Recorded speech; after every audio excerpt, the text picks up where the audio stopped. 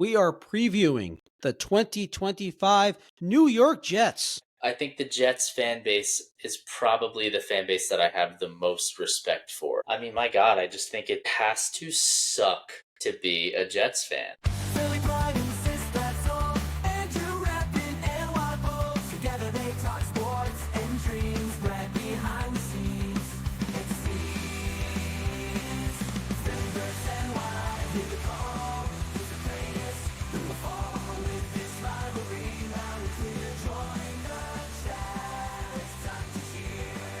Sports and culture all in one.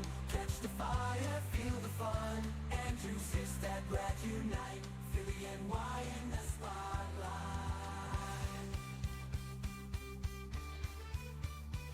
Hey everyone, welcome to episode 66. We are previewing the 2025 New York Jets. Woo! Let's do it, JETS. So excited. All right, we're going to cover all things Jets 2025. So, let's get started. The question to start out the season preview is, what's the goal for the Jets here? What is the goal for Jets fans? What are you looking for? Reasons to be optimistic, reasons for or signs to look that make you feel good about the future, to point to and say, the new GM, the new coach, the culture's changing. They're more disciplined, less penalties. They turn the ball over less. They're all the off the field stuff with Rodgers and all that. Like, there's the focus on the organization is all about football now. Maybe that's, or is it, do you want to see them actually win games? How realistic is that? We're going to talk about that. Okay, let's do it. The biggest thing about the Jets, the 2025 New York Jets, general manager, obviously Joe Douglas was fired in season last year. He's out. New GM Darren Mougey is in. Obviously, new head coach is in. Aaron Glenn, the new head coach, coming over from the Detroit Lions. What's crazy about this is the entire coaching staff, except one coaching position, is new. Really? Like, they're Wow. complete turnover. They had the wide receiver coach. I don't even remember his name, but yeah. Every coach new except the wide receiver coach is back. That is some crazy turnover. Yeah, that's pretty insane. So obviously, it's insane. You got a new GM, a new head coach, an entirely new coaching staff, a new quarterback, just so much new. And we'll get into a lot of the players, a lot of the rosters actually is back from the last couple of seasons. But just a crazy amount of change from 1 year, though, and really the last couple of years in terms of obviously Aaron Rodgers, the coach, Robert Saleh, you had Joe Douglas, and the excitement, the optimism, the anticipation, the expectations for the Jets fans, and really around the NFL, the Jets were expected to be a legitimate contender, and after the last 2 years it completely failed. All this new, the expectations now are that they're going to be rebuilding and they're going to be terrible again, which it's just a crazy change just from an anticipation expectation standpoint. As a fan, this time last year, I think we did an episode last year in our NFL preview where I said I've never been this excited about a Jets season, and the joke was until from last year, because I was equally as excited Rodgers' first year before he got hurt. So I'm expecting a lot of growing pains. I'm expecting a lot of losses. So we'll get into the roster. We'll get into the roster, but just a crazy amount of change from the last couple of years, specifically from last year to this year. Back to your comfort zone as a Jets fan, right? I'm sure. Back to where, back to being a normal, back to your typical Jets season. You're going into week 1. Back to our regular schedule of programming. Exactly. Got to load up on the fantasy teams this year. Got to load up on the sports betting and the office pick 'em pools. Got to load up on all the things that will distract me from watching the Jets. All right. So quickly, off-season departures. Obviously, the main one, Aaron Rodgers, Morgan Moses, Tyron Smith, Tyler Conklin, Javon Kinlaw, DJ Reed, Greg Zuerlein, CJ Mosley, Thomas Morstead, Hassan Reddick, all out. Oh my God. Devontae Adams. And Devontae Adams, too. Correct. Yeah, there's more, too. There's just so many, you can't really list all of them. Oh, my God. Like I said, the whole coaching staff. Additions, Justin Fields in as the Jets starting quarterback. Oh, God. Jamie and Sherwood, Brandon Stevens, Andre Sisco, Harrison Phillips, Juwan Briggs. I mean, elite wide receiver. You ready for these elite wide receivers they brought in? I'm ready. Hit me. Tyler Johnson and Josh Reynolds. Nice. Yeah. Uh-oh. Competing for the number 2 receiver spot. Yeah. Oh, no. Oh, my God. Mason Taylor, second-round rookie tight end. And then their first-round pick, the offensive tackle. Mason Taylor is going to be a stud, dude. I'm calling it now, man. Oh, my God. I can't believe he fell to the second round. Okay, so then first-round pick, Armand Membou, the offensive tackle. Really good draft from the Jets. I mean, the free agency class, not super inspiring, but, I mean, come on. Okay, offensive outlook. Quarterback and passing game, we can talk about that. I mean, dude, we know when you bring in Justin Fields as your starting quarterback, and after Garrett Wilson, we're talking Alan Lazard, who's somehow back. That's probably the most surprising thing about the offseason. He's back. Very strange. But Lazard, Reynolds, you're talking about essentially receivers who have proven to be unsuccessful in the NFL. Lazard being the exception, but only has had success with Rodgers. So outside of Garrett Wilson, there's not much in the passing game, and you have a quarterback who's not good at passing. He's not accurate. He's not good at reading a defense. So how can realistically anyone look at the Jets right now and anticipate them having a good passing attack? I don't know, dude. As you're saying Come on, these spin things, it for like me. I can't. Even as you're like, so before we started this, I was kind of thinking, like, I don't know, can they be a little bit like frisky like they were before Aaron Rodgers and have a bad quarterback, but their defense and skill positions are so good that they'll at least like be competitive and they'll be in some games here. And who knows? Maybe they're just that team. They're not going to win a lot of games. They'll win between 6 and 8 games, but at least they're going to be competitive, and at least they're not going to like be just a total torture to watch. But like, I mean, with all of those departures that you just mentioned on both sides of the ball, I don't know how you can be that way. I mean, so a couple things. I think you're right. This is going to, and we're going to get into it more, but they're going to have to be rely on your defense, run the ball, have good time possession, keep the opponent's number of possessions down, limit it so you can be in a close game and maybe pull them out late. That's what their recipe is going to be this year. Because, well, before we get into that, let me ask you something. What do you think the Jets' vision is for Justin Fields? Do you think they signed him to a 2-year deal? Do you think the goal is, well, 2 things. Why did they sign Justin Fields to a 2-year deal instead of giving him a 1-year deal? I have a thought on this. So you know how the Vikings just had signed Sam Darnold to a 1-year deal, and then he left as a free agent, right? Sure. Yep. So I think that the Jets see something in Justin Fields, and they think there's a chance that they can spark or something in him, spark something, bring something out of him that he hasn't shown at the NFL level yet. And if they did that and he had a really good season, they don't want him. They don't want to have to pay up in the offseason or let him go. So they say, well, let's bring him to a 2-year deal. On a 2-year deal, if he hits the first year, then we got him for year 2. And if he doesn't, we can cut him and eat some of the dead money. There's not much guaranteed money left on year 2.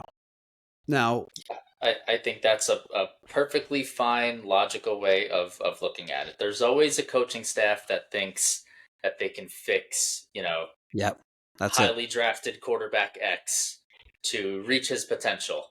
And sometimes they do, right? Like sometimes, think of someone like Baker Mayfield, who struggled his first few seasons and bounced around a little bit, right? He went to LA, he went to Carolina, and now he's like really good. He's like a top 10 quarterback now in Tampa Bay. Now, having Evans and Godwin certainly helps, but still, sometimes it happens, and sometimes you get Carson Wentz, and he bounces around the league, and he never gets any playing time just because he's not good enough. So, and sometimes you get Justin Fields like Pittsburgh did, and that's kind of what they tried with him.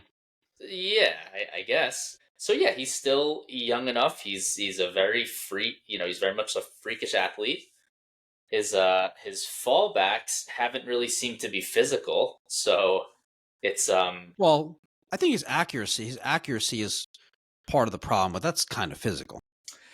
yeah, Unless you his think it's more, accuracy's not. unless you think that's It's more not like great. mechanical, not a Could skill be. set.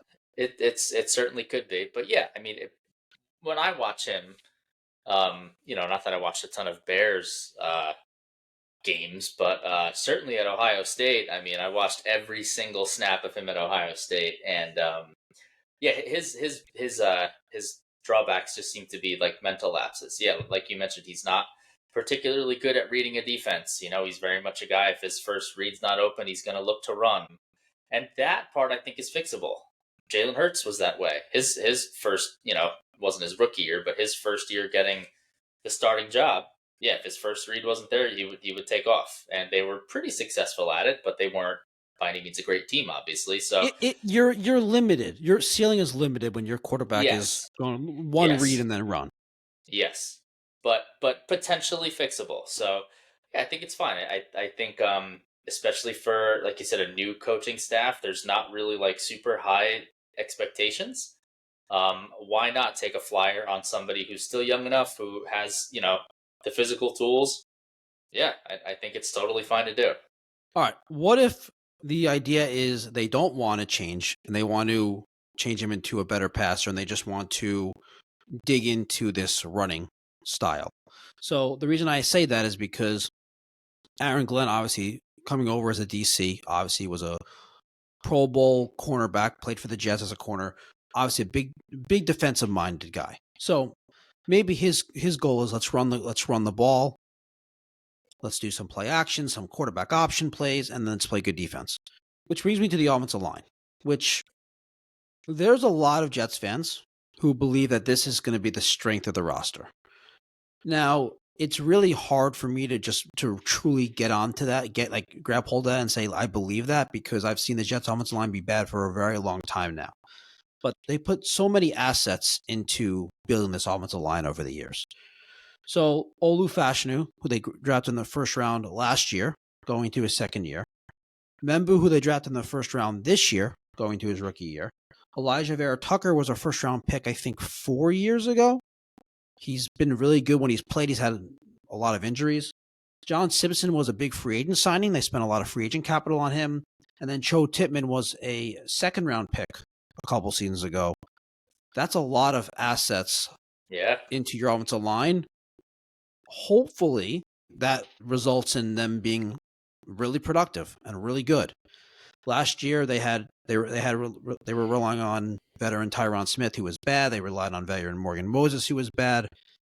So now they have a lot of younger guys who they're relying on. You got to build chemistry. There's a lot of question marks when you're relying on a rookie and a second-year player. But that's the hope, is that the Jets, that all the assets they poured into this offensive line is that they mesh, and it results in a formidable unit that the Jets can rely on and run the ball and do the ground and pound style. Very odd for it's hard in today's game. It's hard to expect that to really result in like a really successful team, but given the Jets roster and their skill and their talent and their situation, probably their best way to try to compete this year. Yeah, nothing wrong with that. Run the ball, stop the run, see what happens. Yeah, like you said, it's going to limit your ceiling. But if the goal for a first-year coaching staff is to be competitive and maybe sneak into the wild card, like that's what Sirianni did his first year. They ran the ball, they stopped the run, they were 9-8. They got their asses whooped in round one, but like successful first year as a head coach. So yeah, I think that's the hope. And then talking about the running game, let's talk about the running backs. So Breece Hall it's been a weird Breece Hall experience. Breece Hall jumped I into the haven't been scene. super impressed with him. I remember you telling me that he was like really like, how impressed you were with him a couple years ago. And again, not that I watched a million Jet snaps, but I just remember thinking this guy doesn't seem super impressive. Last year? Just in general. Mainly? I mean, I never really watched. Again, I don't watch all the Jets games, but I haven't been super impressed with him. But I know you were high on him at least a couple years ago. So Well, his rookie year, he was really electric. Then he had the injury, and he came back and was, it took him a while to get back, and then he was really good, really good.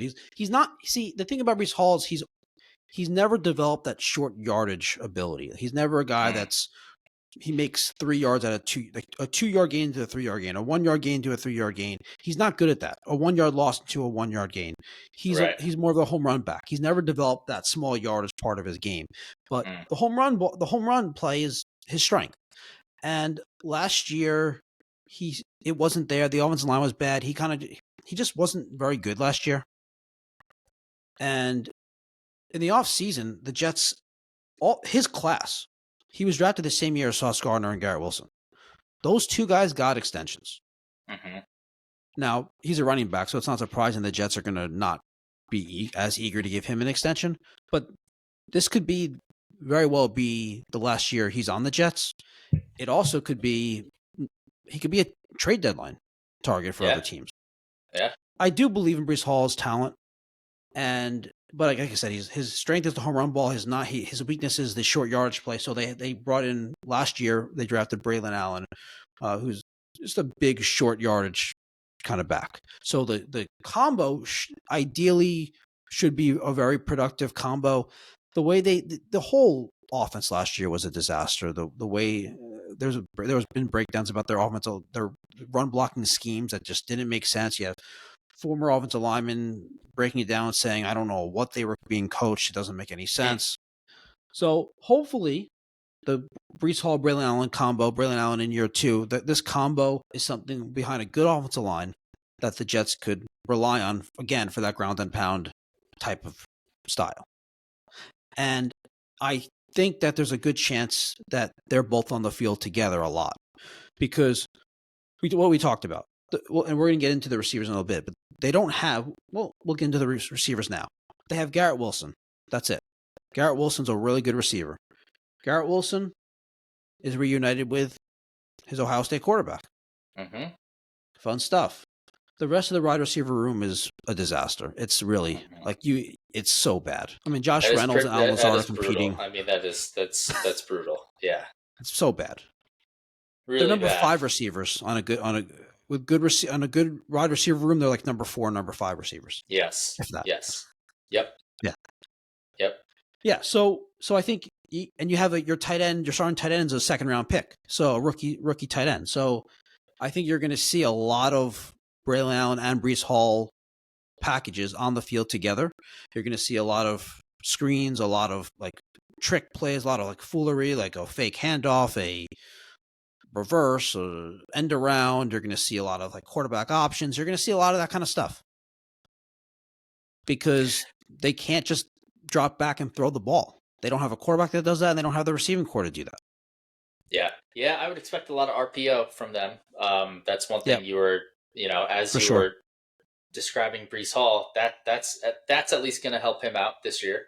The threat of Fields keeping the ball and running is going to open up the other side for Breece Hall. So maybe you get a couple more of those home runs than you would typically get with an Aaron Rodgers or a Zach Wilson. Yeah, you would think. There's been some reports that the Jets are active in the trade market for a wide receiver. They should be. If you're actually trying to win games. There's got to be someone. Yeah, there's got to be someone that you can get that's better than these two. I mean, come on. Somebody. I mean, there's got to be some mediocre receiver that you can get from a bad team. If they are competitive, when the deadline gets closer, they could make a move for a legitimate wide receiver too. Then, but it's hard to see them being at the point where it makes sense to buy at the deadline, right? As opposed to what I was saying earlier, selling like Breece Hall or something like that. Yeah, even if they are, even if they're in like a wild card spot, like you don't want to mortgage, and you're in rebuild mode, so you don't want to anything that you do this year is gravy, right? You make the playoffs, cool, fun, but you're still rebuilding, so like you can't be giving up any assets, even if you're competitive and you're in a playoff spot. I don't think that's a good thing to do. No, it would be assets. Yeah. No, I agree. It'd be like it would be like a Breece Hall, someone who you're not going to sign long term. You're going to move on from running back. You don't want to have a running back on a second contract type of player. You're not going to trade anyone that's part of the future plan. I just don't think that you should trade. I don't think you should trade for anybody. Is what I'm saying. I don't think you should. Oh, I don't okay. think you should Okay. buy. I don't think you should give up any assets when Oh, you're well, in rebuild mode. yeah, but dude, like a number, like a wide receiver 2 type player at the deadline gets like a 6-round pick back. It's not like giving up Dude, like 6 rounds going to be stacked next year, man. Trust me. I've been breaking down the film.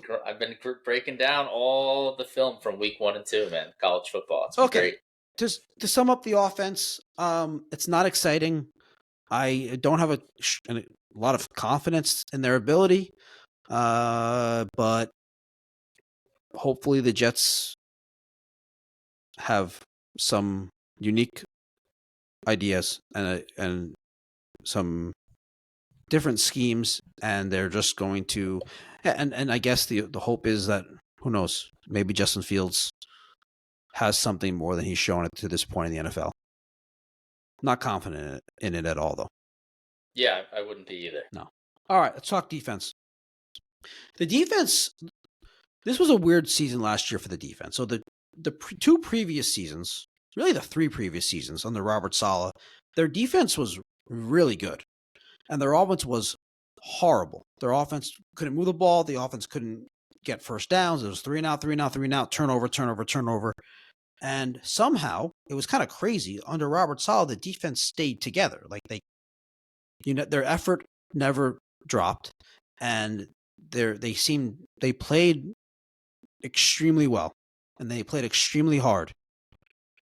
And Robert Saleh gets fired early in the year, and it seemed like the defense kind of like gave up. They were frustrated. Oh, Rodgers, are you serious? Rodgers sucks. That's like they were just defeated.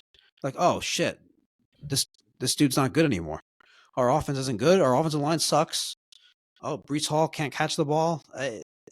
And everyone played badly on this defense, pretty much. I mean, Sauce Gardner had by far his worst season out of his first 3 years. DJ Reed was bad. He's gone now. There was a couple of exceptions, but for the most part, and then Jermaine Johnson had the torn Achilles. He was out for the year. The defense was just bad. It was one of the worst in the league last year in yardage and points. And yet I go into the season pretty optimistic about the defense. I think that the defense was just emotionally beaten down and defeated. Like, oh, this is on us again. And I expect them to be re-energized, rejuvenated by Aaron Glenn. Obviously, has the respect of being a all-pro cornerback, and doing it with the Jets. So I think the defense has talent. I think they'll be rejuvenated. I expect them to be really good this year. I expect Sauce Gardner to bounce back and be one of the best corners in the league. I expect the defensive line to be much better. And one thing that I think it's important to note about this defense is the last few years, Robert Saleh's defensive schemes are just pass rush. We're not blitzing. We're keeping everyone back, and we're relying on our defensive line to get to the quarterback. And what's great about that is when their defensive line is really good, like you had with the Niners, like you had with the first couple of years with the Jets, and they're able to get to the quarterback without blitzing, it makes it really tough for offenses to scheme against. It makes it really hard for guys to get open. The problem is when you don't get to the quarterback, and the quarterback has all day to throw. And that's what happened last year. So I think a couple things. I think Aaron Glenn he was known for all his different blitz packages. So I think the Jets are going to blitz a lot more. And it's going to put Sauce Gardner in a little bit of a different role. Sauce Gardner is going to be more of a man-on-man, one-on-one type shutdown corner. And based on his skill set, I believe that is, I think that is best for him. And it's best for the defense. So I really do believe in this defense. I love the talent. I love Quincy Williams, Jermaine Johnson. I really like the defense. I just hope that they're not on the field constantly. Like that's the concern. If the Jets offense keeps going 3 and out, you can't rely, because the problem with the Jets defense is I think their stars are very good. They don't have depth. They don't have depth at a lot of these positions. We talked about all the guys that left. They lost pretty much all their depth. So if you're on the field a lot, you're going to be tired and you're going to get injured and you're not going to be able to compete at a high level. So that's where my concern is with the defense, but I do expect them to be much better than last year. Okay, interesting points. Yeah, I think it must be pretty, like you said, draining to have to go through all that. You know, these guys are humans. It sounds like Salah was their guy. He got canned, and I could just totally see people checking out as a result of that. So, Yep. I don't know. I don't know. I mean, yeah, they lost a lot of guys. So hopefully, I mean, for their sake, hopefully they got some guys who could fill the roles and figure it out from there. But I don't share the same optimism as you, but I also, I'm not as much in the know as you are. So they brought in Steve Wilkes to be their DC. Comes from Detroit. Something else to note on the defense, they did. I also didn't mention Will McDonald. Will McDonald had a really breakout year last year, so that was year 2. So if him and Jermaine Johnson can form a really, really dynamic duo on both ends at rushing the quarterback, that would be a huge help for the defense as well. Their interior defensive line had basically no depth coming into preseason. They made a couple of trades. They traded for Juwan Briggs and Harrison Phillips. Harrison Phillips is going to be the starter alongside Quinnen Williams. And then Juwan Briggs is kind of more just a more depth piece. So that was an area where when I first started prepping for this, I was like, oh, this Jets defensive line has no one other than Quinnen Williams. But they did add recently. So at least they're acknowledging what's pretty obvious and they're trying to do something about it. So that's good. But I think the overall identity is going to be they're going to try to play fast. They're going to try to draw up a lot of different, unique, tricky, blitz packages. They're going to try to surprise quarterbacks. And they're going to rely on Sauce Gardner to play a lot of man-on-man, man-to-man, one-on-one, man-on-one coverage. Gardner Island. Sauce Island, if anything. Come on. Yeah. All right. Sauce jar. Okay. All right. Well, we can keep thinking of things. We'll workshop it. I think sauce jar is good. Sauce jar, but what does jar have to do? Like you keep them in the jar, the receiver. Yeah, like in the jar. Yeah, okay. Yeah. All right. We'll see. All right, you don't like it. I don't like it. I think we can workshop it. All right. I have here as the next segment biggest concerns. Where should we begin? Biggest concerns. But are they concerns though? Like, because I mean, they're deficiencies, but like, are you concerned? Like, I don't know. I feel like a concern is like, hey, I expect my team to be very good, and this is going to be the thing that can potentially hold them back. Let's talk about this instead. Let's talk about fan expectations instead. Okay. This is a good question. You pose a very good question here. I don't know how other Jets fans feel. I'm tired of. I don't want us just like, they're rebuilding. They're playing hard again. They're in close games. I feel good about the coach, and they're not committing stupid penalties anymore. Aaron Glenn's got them disciplined. Oh, I'm excited for the future. No, that's not for me. That's not like, come on. I won't be any more happy if I see signs of reason for optimism. Yes, keep going. This is Super Bowl or bust.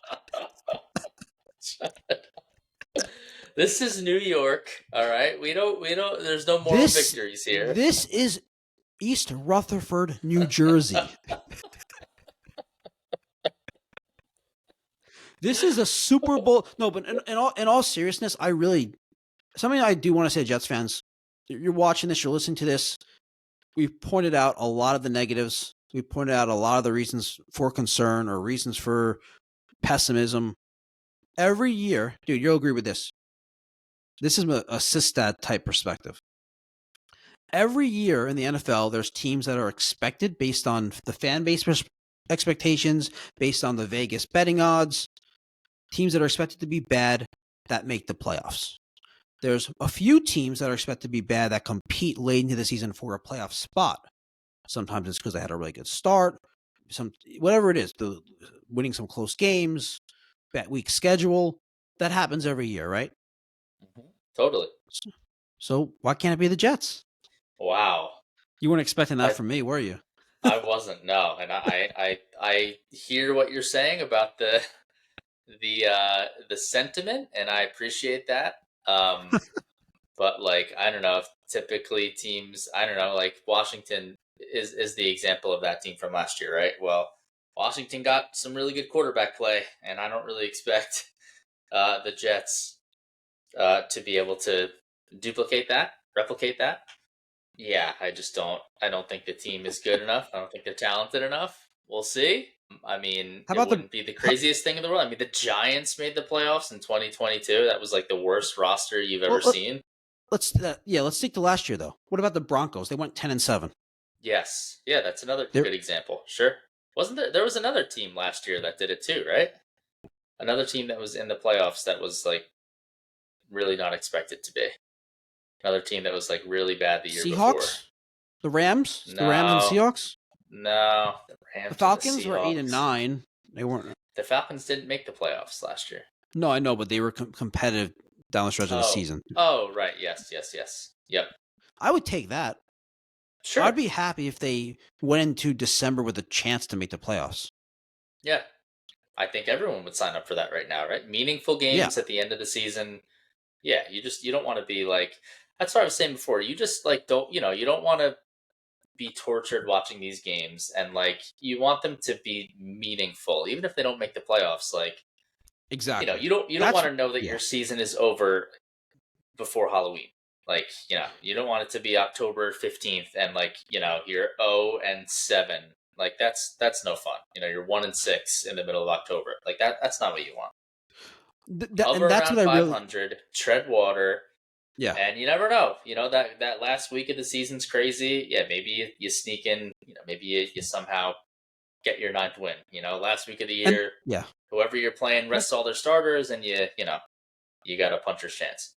Well, that's what I really meant. And I was joking about the Super Bowl or bust, obviously, but I really like when I say I don't want this team. I don't want us, going to December. They have 3 wins, 4 wins, and say, well, they're committing less penalties, and the team is playing hard even though they're out of it. I believe in Aaron Glenn. Like, yes. That's not going to excite me. That's not going to make me happy. That's the correct way to view it. Yes. Be competitive where you actually have a chance where I can look forward to important games that matter in late November, ideally early December. Yeah, totally fair. My biggest concern is that that's not the case. That we're looking at a 1-7 team or 1-8 team halfway through. That's kind of my biggest concern. That's so. Yes, I expect this. I mean, I expect them to be awful. Yeah, that's fair. I feel like after talking this through with you, it makes me feel worse about how they're going to do. Because when you break down the team and the roster and the skill, and you're like, wait a second, they were bad last year and they lost a lot of their good players. Wait a second, right? And you expect them to be good? They replaced them with even worse players, and who knows if this coach is any good? Like that's the thing. Like, it's funny when there's like the cool successful team, and like people just say, oh, go get someone from that organization. Like, I don't know if this guy's going to be any good or not, but like, no, I think for Jets fans, it's just like they view it as the coaching was so bad the last couple of years, and the last year specifically, and I agree it was. So it's like, oh well, it's going to be an improvement. Well, I don't know. I mean, just because there was a really bad coach doesn't mean that a coach that you don't know about is going to be better. Different is not always better. Sometimes different is worse. So that's the truth, man. It is true, for sure. That's the truth. I mean, I could see the optimistic view. It'll be at least refreshing to get something new, but you don't know if that thing that's new is going to be better or worse. So I guess time will tell. Yep. Some X factors that I think could swing it in a positive or negative. Like what I was saying is like where they're out of it halfway through the season, or positive where that hope where they're actually competing into December. Breece Hall in his contract year, playing for obviously a second contract, is with hopefully a good offensive line. Is this the true breakout year for Breece Hall that Jets fans have been expecting for a couple of years now?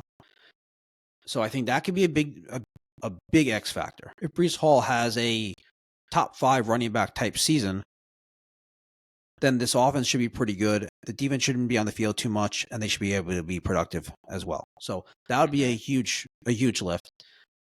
I'll say Justin Fields in here. I think just because you have to, because we've seen quarterbacks that have struggled that finally found something. Geno Smith, Sam Darnold. There's been a bunch of guys. Obviously, the vast majority, we only remember the ones that really found something. We don't remember, all the ones that didn't don't jump in our minds. There's obviously a lot more that the vast majority never do. But if Justin Fields can, one of two things. One, if the Jets can just maximize his skill set, and he just runs a lot, and they just have a very run heavy offense. A lot of, like you were saying, RPOs, a lot of play actions. If the Jets can maximize his skill set and turn it into a productive offense, that'd be huge. And then there's what if Justin Fields, there's something more? What if they fix something mechanically and he can actually throw an accurate ball? What if in a new offensive system he actually does a better job, or they've simplified reading the defenses for him? What if there's something more? And obviously, the physical skill set, he's really fast. He has a strong arm. If there is something there, then obviously that changes everything, having a dynamic quarterback. But sure. Good luck to the Jets. Good luck to us. Yep. All right. Let's call it the betting and market outlook. Okay. All right. I'm going to give you, we'll both go over this. The win total, 5.5. Over under. Oof. Should I pull up the schedule? I'll pull up the schedule. Maybe that would. Okay. Yeah. That's a good point. I mean, my gut is to say under. But I mean, who knows? Maybe they have a really easy schedule. So let's see. All right. You're seeing this on your screen? Yep.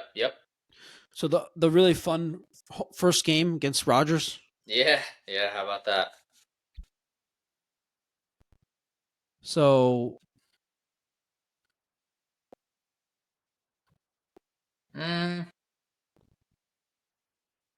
There's some winnable games. I don't know, dude. There's some winnable games in there, man. I'm not as big on I know a lot of people are big on the Patriots this year. I don't know.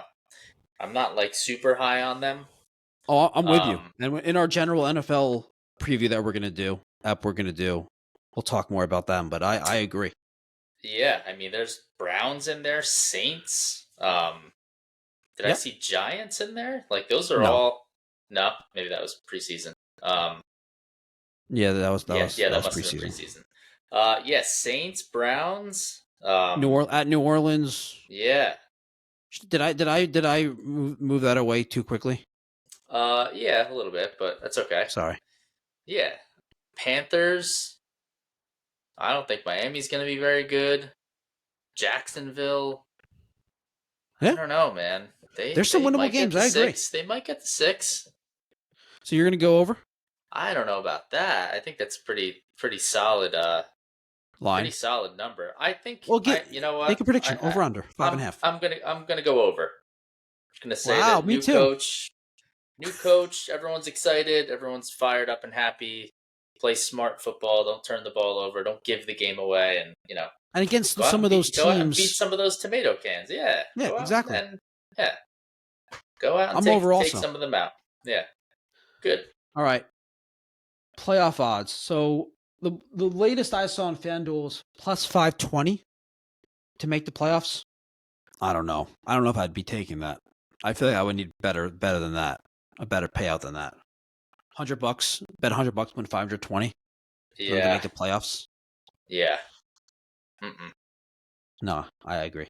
Division odds plus 1800.